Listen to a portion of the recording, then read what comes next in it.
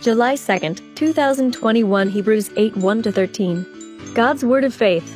Introduction. Hebrews 8 1-13. God gave Moses the plans for building the first sacred tent. Exodus 25 1-27-21. Israel's priests offered sacrifices at this tent and later at the temple. Jesus has now been given priestly work and has arranged a better covenant between God and his people. Today's scripture, Hebrews 8:1. We have such a high priest, who sits at the right of the throne of the divine majesty in heaven. Today's reading, Jesus our high priest.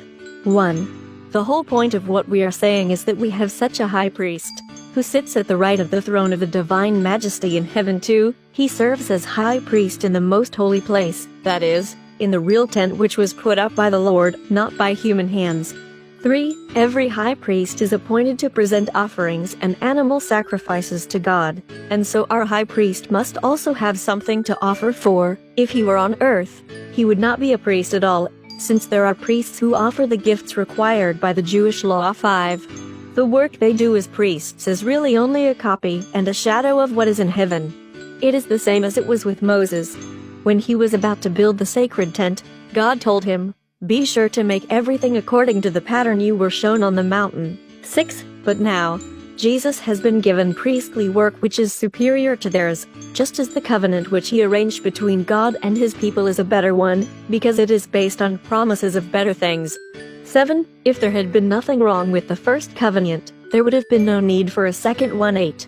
But God finds fault with his people when he says, "The days are coming, says the Lord, when I will draw up a new covenant with the people of Israel and with the people of Judah."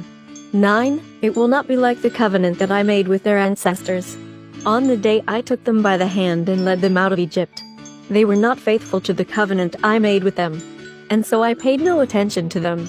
10. Now, this is the covenant that I will make with the people of Israel. In the days to come, says the Lord, I will put my laws in their minds and write them on their hearts. I will be their God, and they will be my people.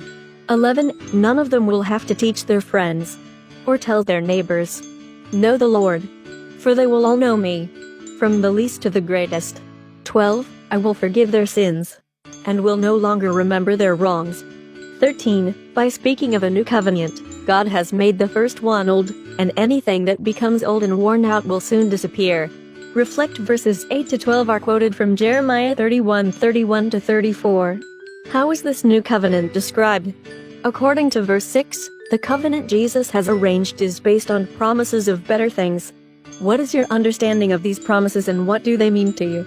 Let's pray. Everlasting God, through Christ our Lord, you welcome everyone into your holy and sacred presence.